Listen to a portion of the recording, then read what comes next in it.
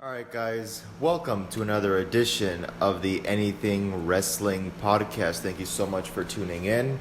Today, unfortunately, it is not a triple threat. Today, we are missing Dan the Man. However, it is the Shant and the Commish. Commish, how you doing? I am doing great, but remember, I am the advocate of this podcast, and even without the triple threat, it will be a great time. We're here to talk about a topic that is going to go very much back and forth, not only between you and I, but I feel like between WWE executives and the fans. So we're here to talk about the PG era. Now, for those of you who don't know, WWE for a long time was producing very edgy television where you had the blood and you had the swearing and you had the nudity and you had all the controversial storylines. However, in 2008, WWE doing what it does best and moving forward with the times felt like the world is changing into a different place where kids are tuning in more to the weekly TV, to the brand, and they thought that they needed to make their product essentially that PG. And not to say that we believe there was a whole lot wrong with what the PG era was or is, but we just feel like there's some things that we just want to remind you what the PG era was and is. Right. So superstars like Batista have made it clear about their disapproval. And I think at times, even while you and I are experiencing a pay-per-view live, we're like, oh man, this is very toned down. It's not what it used to be. But let's get into it. So, the PG era was introduced to us back in 2008. And I think one of the head captains who made a big transition was John Cena.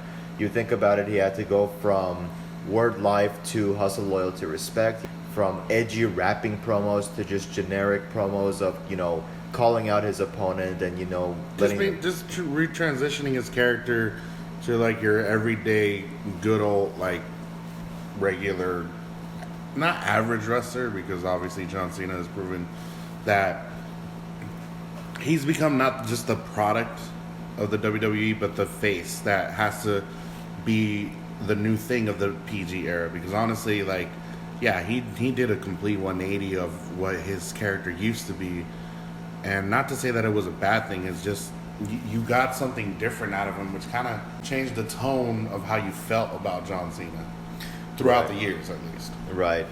Now, personally, I know that there's a lot of people that say that since WWE went PG, the storylines have not been what they used to be. The characters are not what they used to be. However, let me just remind everyone that this was the era, from 2008 to now. This was the era where we got, the summer of Punk. This is where we got the HBK and Undertaker storyline. This is where we got the once-in-a-lifetime feud between John Cena and The Rock. So good came out of it, as you mentioned.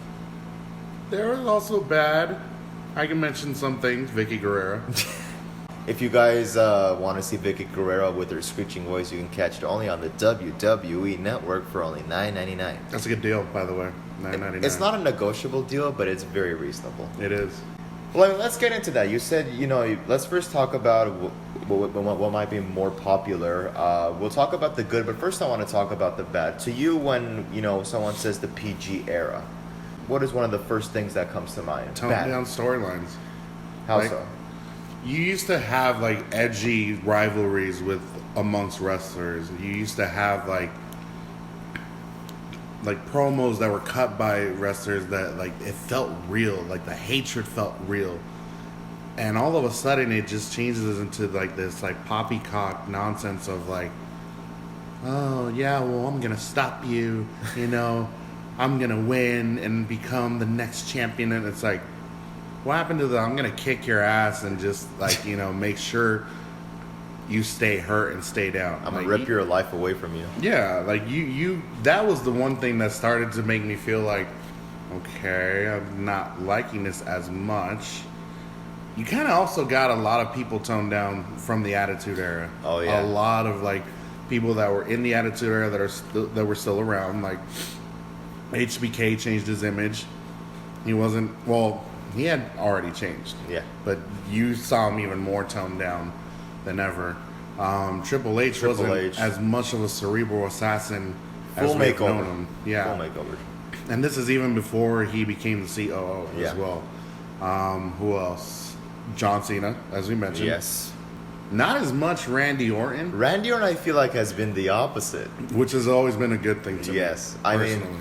while we're talking about Randy, everyone suggests that the last time when Randy was at his peak, not that he can't be now, was with the whole Triple H storyline and that worked, where it's like you said, Triple H invades Randy's house because Randy RKO'd Steph, and, Punk kicked Shane and Vince. And see, that's where I go back and I say, you don't need the blood, you don't need the gore, you don't need the swearing to make a story. Or the controversy. Yeah. Not as big a controversy. Right. You don't need all of that to say, oh, the Attitude Era was much better. That's what they need to go back to, because they gave you a storyline where you actually cared. And I think what made that work was all the backstage shenanigans that they went through. Because not everything, going back to your point, not everything was at WrestleMania, I'm going to take your title, whether you like it or not. Everything was more like, no, I'm going to be in your face, and I'm going to do things that you don't appreciate, and if you don't like it, come after me, Yeah. So, Plain and simple. So, right around that time, actually, is where we also got, once again, I'm going to allude to this, the Heartbreak Kid and the Undertaker storyline, WrestleMania 25 and 26. And I think what helps is with the Undertaker character, like all the graveyard promos and the lights going out and the highlight package videos always being on the Titantron with the smoke and mirrors.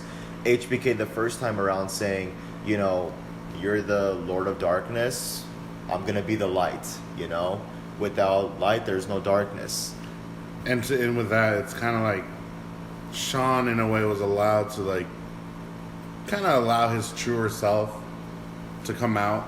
Because, again, he went through a transition in his career of constantly being like that one wrestler that's like, oh, my way or the highway. Yes. And then even after, like, 4-year absence, practically, not only was he going through, like, a career transition, wondering if he'd ever wrestle again, but also a personal transition of himself as a person. And I think in this PG era, that person he was becoming off screen is someone we got to see for once. He got to play with it a little bit. Exactly. Not to a full extent, because I think even he knew, like, not everyone would buy into it. Yeah, definitely. But, again, that rivalry alone for the 2 years that it went, it showed a lot, and also got us to peek into, like, the minds deeper of The Undertaker and Shawn Michaels, both as wrestlers and as their respective characters. Because honestly, you'll rarely catch The Undertaker, being his normal, like, Markel. You'll rarely see him be that whenever it's for the WWE. Obviously, off screen, he's still an everyday guy with a job. But then with Shawn, you get this man who has always been Mr. WrestleMania, the highlight event of anything that comes his way, that I have to let the world know, hey, it's me, you can't get enough of me. But we saw a side of him that The Undertaker was able to bring out, like, am I even good enough to still be this person? Am I even Mr. WrestleMania anymore? Yeah. Like, you got a lot out of Shawn that I think personally we haven't seen. Well, we didn't see back in the Golden Era. Well, yeah, he's been around that long. Golden Era. New Generation. New Gen, Attitude. Ruthless. Yeah, you've seen so much of Shawn, but you've never really seen him go into his own self and be like, am I really still this guy? I think that the following year, where they were having the Slammies, and, Shawn, he gets that Slammy for, match of the year, and then he leaves the podium, he comes right back, he's like, Undertaker, I can beat you. And I feel like from that point all the way to right before WrestleMania, you got a little bit of Attitude Era Shawn mixed in with Desperate Shawn. Because I said it last time, for those of you who like the podcast, you can go back and watch, our previous episodes that we've done. I've talked about this. Shawn had reached to a point where they had DX back together, and that was great. But, even Triple H, who in storyline and in real life is his best friend, had to tell him, Shawn, you are obsessing about this, you need to stop. And I felt like that was the Shawn Michaels character. It was just, I'm going to get to Undertaker come hell or high water. and he's gonna show that side of desperateness that he needs this. He needs to solidify his career as Mr. WrestleMania, as you said. You know, also while we're at it, the whole Undertaker and Triple H feud, once again, all in the PG era, especially that Hell in a Cell match. And I know you were a fan of the big WrestleMania 27 match that they had. Again, it had everything. You know, it had storyline, it had psychology, it had weapons, it had high stakes, you know, matches. So, you know, with people saying, oh, since the product went PG, there hasn't been that many good matches, there actually has. You just have to... I really have to look deep into the catalog of what was going on with Raw, SmackDown, and their pay-per-view events. Like, yeah, granted, you know, we got to see some bad out of some wrestlers, or some things where they were more than just like gimmicks. They were kind of like, really? This is what you're doing? Moments. And deep within it, you still had good matches. I mean, the fact that those three men alone for 4 years produced possibly, I think, the greatest storyline for The Undertaker as well. They gave us fans something that we kind of overlook. And I'll be honest, because honestly, some of you fans, and I'm not trying to make you guys not listen to us, but you guys hold on to something too prestigiously and never give credit to something that's still going to right now. But if we can look a little past just those three, because honestly, there is other wrestlers that gave us a lot. Like I kind of recall on this, like Edge. Edge came to be somebody in this era that you hated, but you loved him. Yes. So passionately, because I remember sometimes there were some of his matches where like, or some of his promos where like I just did not like him for the life of me. But even then, it's like he produced great rivalry. Yes. He was always been a great wrestler. Granted that, unfortunately, he ended his career short during the PG era, but he still gave his all. You can't say that he didn't. 100%, you know, and I think we should also give credit to Edge, because when you go from priding yourself on being the rated R superstar, it's like when the product goes PG, how do you transition yourself? Because it's all in the name, rated R. So how are you going to go to PG? But, you know, then when the product goes PG, you know, he starts having this feud where now the spear kind of becomes his signature.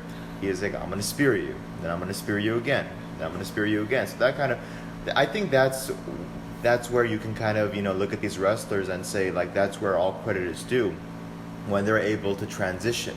You know, another name that I want to throw in there is CM Punk, because the whole Summer of Punk, the whole pipe bomb thing, all happened in the PG era. And well, even before all that too, his whole thing of like the straight edge society, you know, yeah. Him having like Gallows in the very beginning of his career. Well, Gallows has had a long career, yes. But still, like that was kind of like the beginning highlights where like you really got to know Luke Gallows. Yeah. Who was the girl? Serena? Yeah. Yeah. Like you got to see so much transition of Punk that you always wonder, like, is he still like the ROH guy? You know, because he came from Ring of Honor. Yeah. Like he self-proclaimed greatest of the world, and then like you see him, like he had so many great opportunities. I remember he had Money in the Bank one a couple times. Two. Yeah. He cashed in at the right time. He was a good champion, but the PG era, I think, brought out the best in him, especially with Triple H, to develop that, especially their rivalry as well. Like I cannot tell you how many times, honestly, I will go back into either YouTube or the WWE Network, which for only $9.99, conveniently priced, by the way. I'll watch that Raw where it's John Cena versus R-Truth in a table match. Punk interferes, costing Cena the match, but you get to see a traditional like kayfabe pipe bomb go off. Yes. And it's weird to say it, but it's kind of like everything he said has come true in a way. But you haven't seen someone do something like that in the PG era, so big as he did. And it reminds me of the Attitude Era, because again, he was sitting up at the entryway with a Stone Cold Steve Austin shirt on, and, you know, claiming everything that was wrong with the WWE. Like, you don't see that anymore. You don't see someone like just be real like that. Just rip into it. Yeah. Which kind of segued into what was or is the reality era, but still, you got to see the best of Punk come out in this PG era, which, my goodness, I still think is the best. I mean, that was probably one of the most entertaining times in the WWE. And not only that moment, but I want to highlight 2011, the year for WWE, because you think about, this is the year where I feel like they broke out so many of these stars. They broke out R-Truth as from just being another guy, in the ring, to being this kind of edgy, crazy guy who's going to come have a cigarette, inside the arena, and is going to talk to little Jimmy. He's going to be delusional, but it worked. He made it work. It wasn't like, oh my God, this is where they're going to stoop to now. This guy talking to an event, to someone who's not even there. So you had R-Truth. You had John Morrison, a guy who could wrestle his ass off and give you a great match. A lot, for a long time, who was in the WWE's version of ECW, came to Raw and he was doing a thing or two with The Miz. But then when they broke out of that, that's where John Morrison was able to, expand his character. Speaking of, you had The Miz, who won the contract and was going to solidify himself as, you want to look at me, just another reality star. I'm going to be champion someday. And he did, and we got the infamous, Miz Girl. And then going into 2011, The Miz was able to develop that side of himself where, he was sick and tired of being overlooked. Why is John Cena and The Rock being the only two guys being talked about? I'm the champion here. You guys should be talking about me. Who else? I feel like someone. You also have, oh my God, Kofi Kingston. Kofi Kingston. He, as a singles competitor back then, he was toted in a good direction. Even as funny as it was when Triple H called him out about his accent. Aren't you supposed to be Jamaican? Yeah, that was the greatest, by the way. But Kofi Kingston was going in a direction that, for a singles competitor at the time, he was great. He was a good high risk, high flyer, technical wrestler as well. But that produced him to eventually, team up with Big E and Xavier Woods to become the New Day. Yes. And possibly be, I think, one of this current generation's best tag teams. Yes. And then you also have, oh my God, I had so many. Zack Ryder. Zack Ryder. Well, Evan Bourne too. But I love Zack Ryder. Whoa. You know it. Even though it was killed come in early 2012, the push was immediately killed. And Mark Henry. Not that Mark Henry was a new guy and that he had to prove himself, but Mark Henry finally comes into the Hall of Pain, has this championship run where you're like, my God, he's breaking barricades, he's breaking the ring, he's hurling people off the stage. Once again, not Attitude Era, but still relevant. Attitude-esque in a PG era where we weren't really able to be shown someone like that. Yes. But it's standing out a lot. And I've always thought that was great because Mark Henry comes from, I think, even what was it before the Attitude Era again? I'm sorry. New Generation? The New Generation. Yeah. Look how far he had come. Yeah. From then to now. He never was he granted a championship run or, be put into a relevant thing. He was given so many bad storylines in the Attitude Era. Some even questionable. Do you have any chocolate to munch on, by the way? Oh, dear God. I'm not talking about Hershey's, I'm talking about sexual chocolate. There you go. Oh, he even sings it too. Two for one. The guy was a beast. You finally got to see that raw power of his for being a 400-pound monster. Yep. In good, well, it's not the best of shape, but still in good shape. But imposing figure, exactly. Yes. I feel like even the Big Show was able to, in 2011, come back and just have this feud with Mark Henry. And then, while we're talking about it, Daniel Bryan, a guy who, yes, the whole NXT thing had happened, but wins the Money in the Bank contract in 2011, and then you start off this triple threat with Mark Henry, Big Show, and Daniel Bryan. So, I feel like that was kind of a year where, along with CM Punk, where a lot of these guys were able to become a little bit more Vince is gonna like this, controversial, a little bit more edgy, a little bit more entertaining, a little bit more outside of the traditional. A little more attitude. Damn it. But no, yeah, no doubt. The whole CM Punk deal. You think about it. The guy had 10, 15-minute promo segments. He didn't have to swear. He didn't have to yell. He didn't have to. Not at all. He didn't have to stand up and throw his hands in the air and have theatrics. The guy would actually just cross his legs and sit down in the middle of the ring and just talk. And that would bring people into that would sell out arenas. People would want to come in and talk and see CM Punk cut a promo, cut a pipe bomb. He kind of learned that from I don't know how he's doing currently, but one of the greatest promotional managers to certain athletes. Remember, if you're not one of his guys, you can't cut a promo like he can. What's that introduction? My name Never mind. Well, he's right. It isn't Paul Heyman, but Paul Heyman did teach some of his guys in the PG era to you don't be like in my former ECW guys, cursing, brawling, and destruction. Be a guy who can cut a promo and can be subtle about it and can stick it to a point where you're gonna remember it. And yes. I think CM Punk took a lot out of Paul Heyman to learn all this and to become who CM Punk is and forever will be. If he comes back, if he doesn't, you can't forget the guy. Right. Two major things that I want to talk about here, and one of them we're going to transition, and I know you're going to have some words for that. Well, first of all, I want to talk about the Authority versus the whole Daniel Bryan feud. Maybe a nod to the Austin McMahon thing, but in kind of like a tag team type of way. Something new. Yes. Something different where it's not corporation versus one man-esque, but it's still like a whole lot smaller faction still against a man that in modern day is your regular everyday average Joe. Because honestly, let's go back to that real quick in the Attitude Era. Stone Cold, he wasn't like this big sensational, gimmicky character. He was just your average wearing black tights. I'm gonna go into the ring. I'm gonna kick your ass. I'm gonna kick your ass and walk out, and that's it. Yeah. I don't have to sell a gimmick. I don't have to, pop up a catchphrase or he was just whatever. the guy who drank beer, was fit, kicked your ass, and that's it.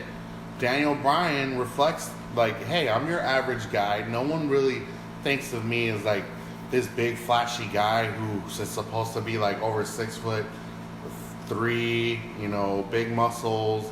No, he was your average. Oh, dude, you're a guy I could go to the bar with, or you're a guy I can go, do some stuff with, And then you have the Authority with Triple H and Steph, and it's just they're in control. They have all the cards to them, and it's oh, we're gonna dictate what happens to you. Yeah. And it was always to me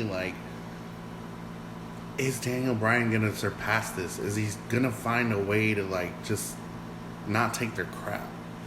Because Daniel Bryan, when he first came out with the Nexus, he at that day alone made a name for himself. Even when he left the Nexus to join Team WWE. Yeah.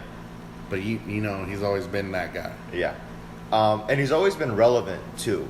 Even before the whole Authority angle, he's always been relevant, and that's the ironic part. I wanted to touch on that for a second. So you go into WrestleMania where he's facing Sheamus. One kiss from AJ, one bro kick later, Sheamus becomes the world champion.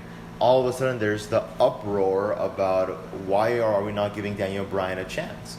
And then once the whole Authority angle kind of came into play, it was the WWE Universe and Daniel Bryan on one side versus the Authority and management on the other side. And while it was a nod to McMahon Austin, it kind of had a new element of the fans want this guy to be pushed. They want this guy to be champion. But management, whether it's behind the scenes or figuratively and literally, are trying to keep him down. And I think it was a perfect culmination at WrestleMania 30. Daniel Bryan goes out, wrestles two matches, beating 3/4 of Evolution, becoming champion in very entertaining matches, and unfortunately had a couple injuries which kind of sidelined him. But now he's back, so we'll see where they'll go with it. But second thing that I wanted to talk about, everyone wants to talk about how they don't produce superstars how they used to. They don't produce tag teams like they used to. The Shield. Is this the topic you were gonna throw at me where I would feel a little segued? Yes, but Okay, before we get to him, let's talk about the collective the group. collective Okay. unit. So, I remember the day they first came out of nowhere. Survivor Series 2012, which you can catch on the WWE Network. For how much? It's not negotiable, but Okay. reasonable price of $9.99. I think I can afford that. Not a grand. It's $9.99. Yeah, really. Come on. You guys crazy? It's not $10. It's $9.99. $9.99.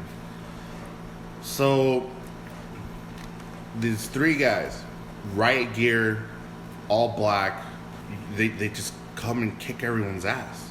Well, couple fun facts. Shield was originally CM Punk's idea. The Shield originally was supposed to debut to be CM Punk's, heavy, which didn't work out. You know? And two, the Shield have gone on record of saying minutes when we were about to go out, we literally had shields, that they had for us. These big plastic shields where they're like, when you guys run out to get them, you're going to run in with these shields. And they're like, we don't know about this. We might look like a complete goose running around with, 3 shields in our hands, which they finally decided not to go with. Which, Thank God, because that was stupid. What are you going to do? Punch with one arm and then guard with it with another? But I don't buy it. Even in the PG era, I would have not bought that. But yeah, these guys debut at Survivor Series, interfering in the John Cena, Ryback, and CM Punk triple threat. But it's not one of those deals where they have a moment and then they slide down the card. It's the Shield becomes sort of the Hulk Hogan, the Steve Austin, and the John Cena of everyday weekly programming, where they're going to be put up at that top spot, and they're going to be the one group that you're talking about when Raw or SmackDown goes off the air. And what's so interesting is that they also had some backstage pull where, if I remember correctly, Dean Ambrose one time was like, yeah, Vince came up to us and said, yeah, you and I think Seth Rollins are going to lose to John Cena and so in a tag team match. And Dean Ambrose and Seth went, nope. It's not going to happen. You're not going to kill our heat. And they went with it. They weren't fined. They weren't, punished in any way, shape, or form. So the Shield goes on for almost 2 years and has this incredible run where they go through everyone. Whether you're a team, The Undertaker had to come out of the whole one-time-a-year deal because he wanted to work with these guys in tag team competition. Daniel Bryan was able to grow because of the Shield. Triple H, and the Authority would go, tonight it's you in a handicap match against the Shield, go. And Daniel Bryan would wrestle his ass off and would give you a great match and was able to, Keep in mind, these are 3 athletes that all individually are talented, 2 of them are talented wrestlers, but they're able to, just put on a show. And to have one man go up against them, as Daniel Bryan was very impressive. Don't get me wrong, I always thought he wasn't gonna survive at all. Well, the Shield would rip into him, that's for sure. They would give him something, to think about.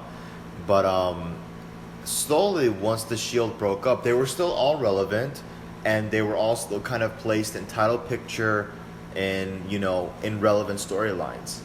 However, now this is where we get to talk about the other side of the PG era. We've been praising it, how it's been good, it's been this. Now we're going to talk about one particular subject and person that I know you have some strong disdain. Roman freaking Reigns. Reigns. So, we've said this before.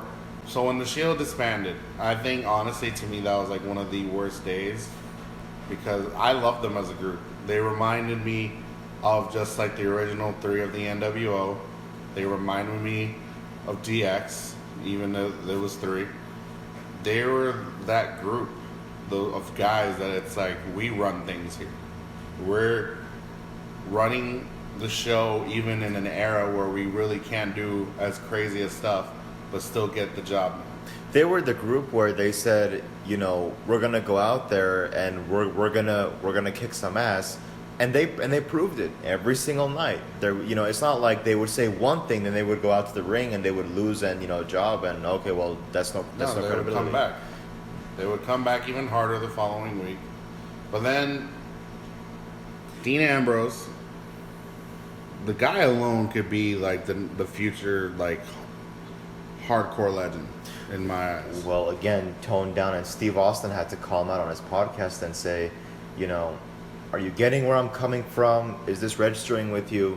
I want to see you push that envelope. And Dina's like, yeah, okay, yeah, because, I think as much as that we say, oh, these guys need to go out on a limb and they need to, wing the promo and whatnot. You can only imagine that the wrath of Vince McMahon when they come back through Gorilla and they got to answer back to everybody else. Exactly. So that's what Dean. With Seth, Seth's my guy right now. Seth has always been like this guy that out of the three, you see him being a really big standout who I don't want to compare him to Shawn Michaels. I want to compare him kind of like if it's a combination that he's Shawn Michaels, Bret Hart-esque, because those two combined, you get the best of Seth. Really, because you get a technical wrestler, high risk maneuver, or high risk, or just overall risk maneuver, anything guy. Cuts promos very well. Yes. Great wrestler overall. Multiple champion already within the last few years. The guy can do it all. Yes. And then there's him. Well, before we get to Roman, I quickly want to throw in there. When the Shield disbanded, I'm going to be honest, I was not a fan of Seth. I felt like Seth fell into that trap of he's in the Authority now, so we're going to push him to the moon. And I can remember watching that Money in the Bank match. I wanted either Kofi Kingston or Dolph Ziggler to win. Because, poor Dolph, the guy still has yet to have that one push where it's very memorable. And keep in mind, in the PG era, he had worked his ass off for years. Yes. And never got the push he deserved. He had moments, but they never capitalized, unfortunately, due to injury. Yes. So when Seth was getting this push, I wasn't digging it. I'm like, no, forget this guy. I don't like this guy. Yeah. But then Seth has just this thing of he just grows on you. Whether he's a face, whether he's a heel, he just grows on you. And I would say that he's had one of the most relevant years in wrestling in recent memory.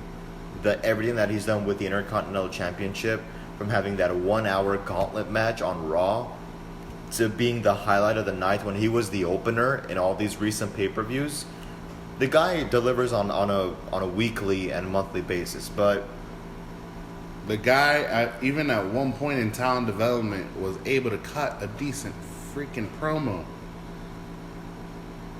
But it's just become this thing where it's like we're getting too much of Roman, where it's like he doesn't wrestle as much.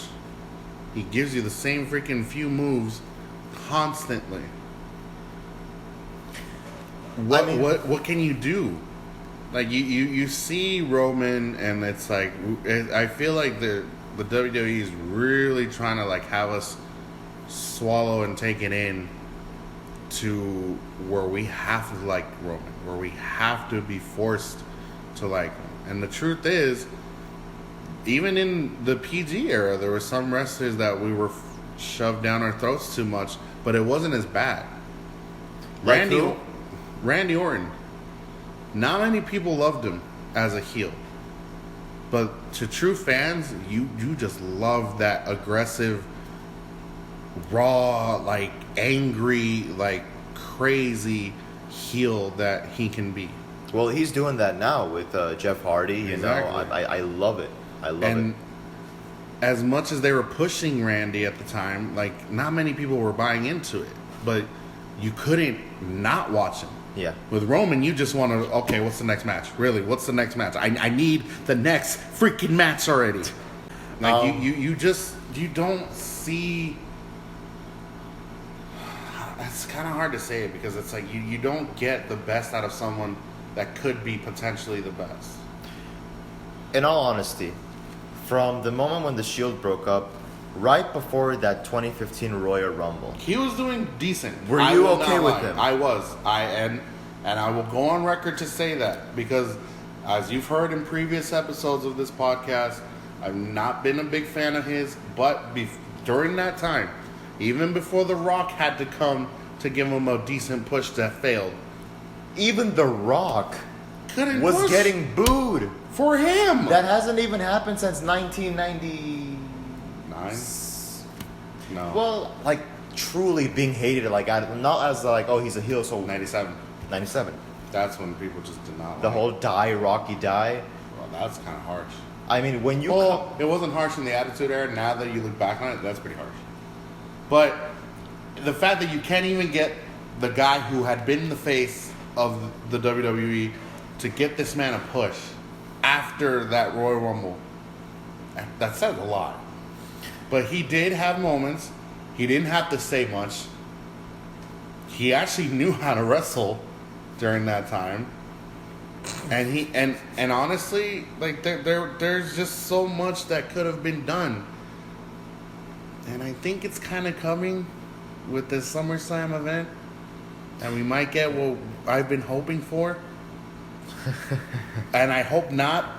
I'm very torn apart. Because also I'm sick and tired of Roman Reigns versus Brock Lesnar. Well, you gotta admit that they have to give the belt to Roman finally. Because if the belt does not go to Roman, I mean, we're going off topic here. But if the belt does not come off of Roman or doesn't go to Roman at SummerSlam, you gotta admit, we're not gonna get anything new. It's like... It depends on that Money in the Bank match, too. So I think Roman has been the Mecca. Kind of been jaded as the Mecca, in a way, if you think about it. How so? It's what could be, what should be, will never be right now. Unfortunately. And everything that's going in the first direction that I said with the first could be's is everything before that Royal Rumble. Everything after it is what isn't right now. Well, if you even think about it, you know, with Roman, a year before, when Batista won the Rumble, everyone had made their choice that if when it came down to Batista, who's a well-known wrestler in the business, and Roman, a guy who's been in the business for a year and a half in a tag team, everyone chose Roman over Batista. Like, hey, if you're going to push the guy, now's the time. But who's to say how history would have played out if Roman broke out of the Shield a year earlier, won the Rumble, went to Mania, God knows how it would... Yeah, for the championship. Which Mania was this? This was WrestleMania 30 when Daniel Bryan got his WrestleMania. I think they're you could have had something. If we're playing devil's advocate, you could have had something. Because keep in mind, at that point, it was only one championship. There was no Universal Championship so that Roman could go after, which he is on SummerSlam, which you can catch on the WWE Network for only $9.99. Again, reasonable pricing. $9.99. Something in $1,000. I also want to talk about Mania in the PG era. Okay. So if we think from WrestleMania... It was 2008. So 24 all the way to WrestleMania 34. Wow, it's been 10 years. 10 Manias where I think, like I said, you had so many good events as far as matches went down in those WrestleManias. Yeah, granted, some of them were decent, but you did get what we mentioned very earlier in this podcast, Shawn Michaels and Triple H versus The Undertaker for 4 WrestleManias. John Cena versus The Rock. John Cena had a lot of like moments in those WrestleManias as well. CM Punk. Who else? Randy Orton. Yes. Can you say like, okay, because we've kind of discussed the goods and the bads of the PG era. Do you think that there's been certain people to you, like when you think the PG era, who stands out to you? Either in a good way or a bad way. So I would say I think people would jump to the conclusion that your poster boy of the PG era is probably Roman, just because they keep him so squeaky clean all the time. Like, even when he shows some aggression, you don't really buy into it too much right now. And they're building him sort of like a John Cena or a Hulk Hogan, where he's this invincible hero. And so I think that just fits into that mold. I guess you could also go with Ellsworth. Wow. No, I'm just kidding. Remember, you can't put a chin lock on him. But you can put a no chin lock. Well, you can also put another move on him. What's the move called? My memory fails me. I think it's called the arm bar. Yes, it's called the arm bar. Beautiful. But no, we're thinking like, okay, we've kind of brought these names up with, John Cena, CM Punk, Randy Orton. Like, those are guys that stood out in the PG era. Would you think they've stood out to you as well? For the PG era, I don't know if I would. Punk was sort of a standout because he was anti-PC during the PG. This is very true, actually. There were people likening him to Stone Cold at the time. We did mention that he had that Stone Cold-esque attitude about him in the PG era, which the Attitude Era wasn't like present anymore. Yeah. What era are we considering? We're considering right now PG era, right? Well, this is kind of like the reality era-esque now, but we're saying like from 2008. Oh, that's fair. From like 2008, maybe like 2000. Well, 2013 is when Triple H was like, this is the reality era, but I don't know, because usually when they would announce an era, they would really go in that direction. Triple H kind of threw it out there, but everything still kind of remained as PG era. So, yeah. But Dan, personally to you, from the PG era, so from 2008 to now, what has been the one moment or the one rivalry that sticks out to you as being, you know what, we're still in the PG era, but that rivalry was a big exception to the rule? Well, sticking to the names that you guys threw out there for me, I think that the John Cena CM Punk feud over, I think it was SummerSlam. Yes. I think that's the trademark rivalry of that whole thing, because that was when you had your CM Punk anti-PG era facing the legitimate poster boy of your PG era. Right. And I just think that was a perfect analogy for the WWE universe, because you have a lot of us who were like, God, this is so tedious. And then when you had those little sparks of nostalgia coming from the likes of CM Punk, that's where we kind of got excited. Right. And so especially when you had the contract dispute, where you weren't sure if CM Punk was sticking around or not, and then he walks out with the belt, you're like, ooh, this is fun. I think that was one of the most exciting points of the time frame. Right. Yeah, no doubt. We also covered that a little bit earlier about the pipe bomb and just how CM Punk would literally just sit down in the middle of the ring. He didn't have to curse. He didn't have to yell. He didn't have to raise his voice. But just with the process of just him having a mic, he was able to sell out arenas and have people tune in just to see him cut a promo, Yeah. Because he was the sort of person who, when he talked, you wanted, not only did he make you want to listen by doing that, he didn't give you a bunch of flailing arms or movements. He sat in one spot, stood in one spot, and made you listen.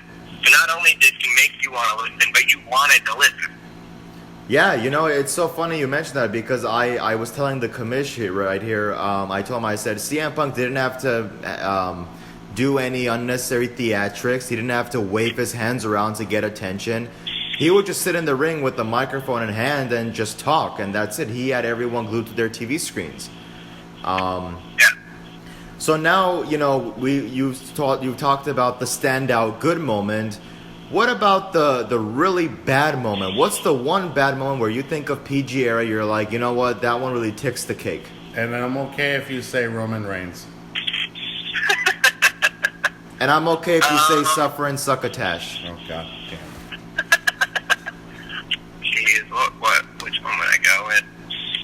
Well, here's one. We didn't really talk about it, but I always said that Vicky Guerrero was one of the worst points of the PG era. Excuse me. Oh, Jesus. Excuse me! There you go. Yeah, no, Vicky, why are you yelling? No, no offense to her. I mean, she wasn't built for this, and she was a character that made people want to hate her. But like, I don't hold anything against Vicky as a person, or even as a performer. Well, she's been able to do something that Roman even hasn't been able to do, and that's getting genuine heat. She's not a highlight of the era. Right. But would you say that that's kind of your pick, like when you think of PG era, like at a point where they just really hit rock bottom? Would you say like that was the one thing, or was there something else? And we're not talking about rock bottom like the move. We're talking literally like there's no coming back from this. Oh, I thought you were talking about hitting the rock bottom. My bad. What move is that on the list? I think it's move number 655. And what's move 656? It's the arm bar. Ah. Whether it's a rivalry, a moment, a segment, a match, like, what's the one moment where you think of, you're like, you know what, they hit a very low point when they did that segment or when they did that match?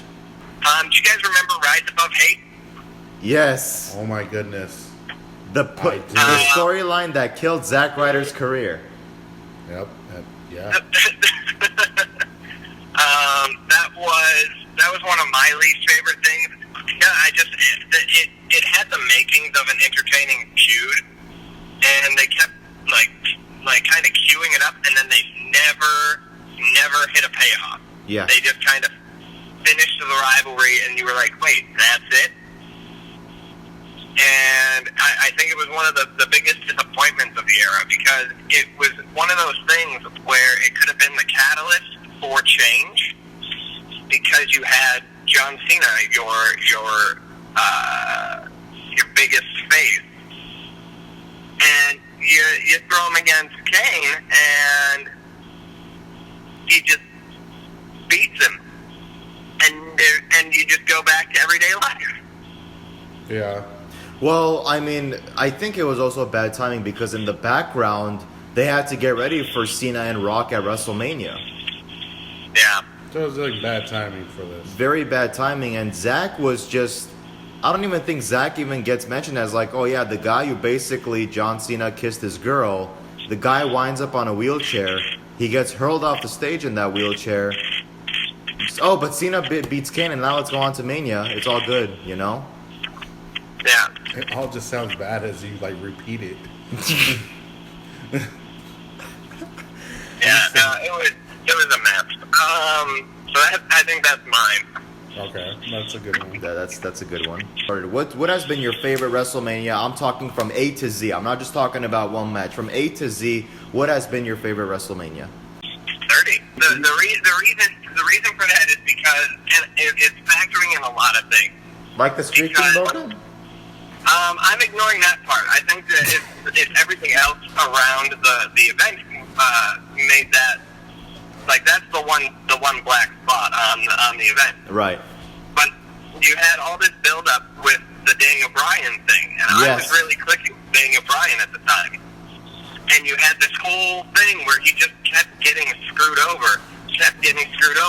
And WWE was like, all right, we're going with Batista. And the fans just took over, and it was awesome. And so having Bryan come out, and he goes, wow, it was 2 matches, but he goes with, he beat Triple H in a solid opening match. Yes. And then goes on into the main event, which is what we wanted from the beginning. I feel like most of us, anyway. I don't know how you guys felt about that during the build-up, but it was you were building toward a WrestleMania moment, and then you were just like, and go to hell, fam. And so when they finally were like, okay, fine, we'll give you what you want, and they let Daniel Bryan go over Randy and Batista, I thought that was a beautiful moment. I think that was a crowning achievement of the last decade for WWE. I personally thought that they saved their asses by doing what they did at WrestleMania 30 because, and I think Punk's walkout was something that kind of helped them like nudge, the whole Daniel Bryan, angle in that direction, because I felt like the fans they were not going to be ignored, and they kept on yesing and they kept on cheering until finally Daniel Bryan got his moment. So, Commish, your favorite WrestleMania from 2008 to now would be? 31, which we'll eventually get to. I would say that, ironically, I'm caught between you two. I go back and forth with WrestleMania 30 and WrestleMania 31. I will say that WrestleMania this year was also great from A to Z, that they had a lot of shocking moments and a lot of dream matches that, did deliver. And some that didn't deliver until someone turned heel and started low blowing all over the place. But I think we're kind of now bringing it full circle by everyone wants to have that comparison. Do you guys personally feel like it's fair to compare, like, Attitude Era is where the company used to be, now we have to go back to that, now we have to compare everything to that? Do you guys think that's fair? Daniel, let's go with you first. How do you feel about that when people start comparing? I think it's naturally par for the course to do that. Do I think it's necessarily fair? The reason that I think that is normal is because everything goes in cycles. So I'm sure that when the Attitude Era first started, people in our position today were looking back and going, man, I've missed the good old days of the Hulk Hogan's and the Volkovs and the Bret Harts and all that. Right. And then we got to the transitionary period from Attitude Era to, Ruthless Aggression was the first step? Yeah. So transition into that. And then you started to have the same thing, where then you had The Rock and Steve Austin and all them kind of fading out, and you're getting Brock Lesnar and JBL and John Cena. And, of course, you're going to look back and go, I remember when JBL was Bradshaw. Yeah, where the hell did the L come from? Layfield, man, Layfield. God. No, I think it's normal, but every era has its own thing. Every era is unique, and I don't think you can necessarily definitively say one era is better than another, because it's a little subjective. Like you guys and I, we have our own opinion. But if you ask one of these kids who's 7 right now, in 10 years, they're going to probably be partial to this era. What about you, Commish? This whole thing about we're going to take the Attitude Era and we're going to use that as the standard barrier, and we're going to relate everything from now to the Attitude Era. I think it's just a cop-out, unfortunately, because honestly, just like Dan said, like, you're always going to have someone who's grown up in whatever era they grew up in and say, this is what I know. I know what those previous times were. I'm aware of what they were, especially because I can see it for $9.99. Only on the WWE Network. And it's like, it's always going to be the cop-out, because they're always going to look at it as like, that era was possibly the greatest. Or that era had everything that I wish it had now. But then, that's fans like us, or even older than us. There's always going to be that thing. And granted, like, some of you are always going to want that, but you're going to have to accept what era you're in and kind of just roll with it.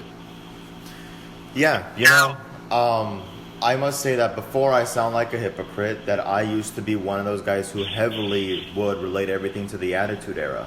And it was within the last 2 or 3 years where I'm like, guys, they're probably not, it's not the Attitude Era anymore. However, they do have good stints here and there of stuff that they do where you're like, you know what, they did a good job with this, and we can applaud them for that. And keep in mind, you're talking about two eras that are on the different sides of the spectrum, so they're not going to go hand in hand. You can't compare two things that do not go hand in hand. So I think it's just about, WWE does a good job of this, of just evolving with the times, moving forward, introducing something new all the time. So I'm not saying you have to like it, but you just have to accept that it is what it is now. Is it going to change a couple of years down the line? Of course it is. But for the time being, this is what it is, and you just got to learn to love it. And if you can't love it, well then, hey, TNA is hiring. So I had one other thought. Yes. I was just going to say, going again with the everything goes in cycles, keep in mind that these kids are going to grow up, and you're going to have the resurgence of something along the lines of an Attitude Era, because you just established this audience. You're going to try and keep them hooked, like they did with us. Yeah, absolutely. That's a good point. Commish, any last thoughts before we wrap up? The only thing I can really say is that, like, to everyone who grew up in the PG era with everything that went on with it, like, you have to understand that, like, this era, for us that grew up in the Attitude Era, we kind of have to give you credit that you guys did show us some memorable moments, good and bad, which we will always, like, appreciate. But at the same time, we're always going to feel like we do need the nostalgia factor. Yes. Which is fine.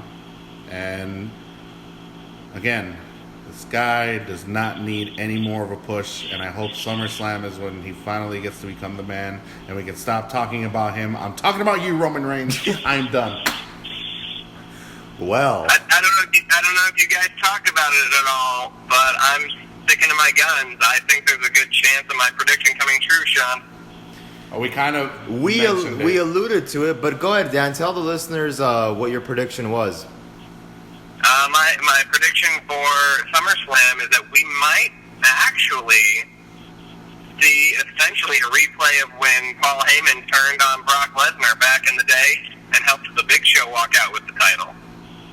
And we might see Paul Heyman align himself with the Big Dog. I like that little emphasis that he put at the G, like Big Dog. Yeah, I know. I like it too. But no, I think that if they go that route, I think that might be what could maybe get some of the anti-Roman fans to chill. So you mean me? Yes. He tried to duck away from it for a second. Oh no, it's me. He knows it's me.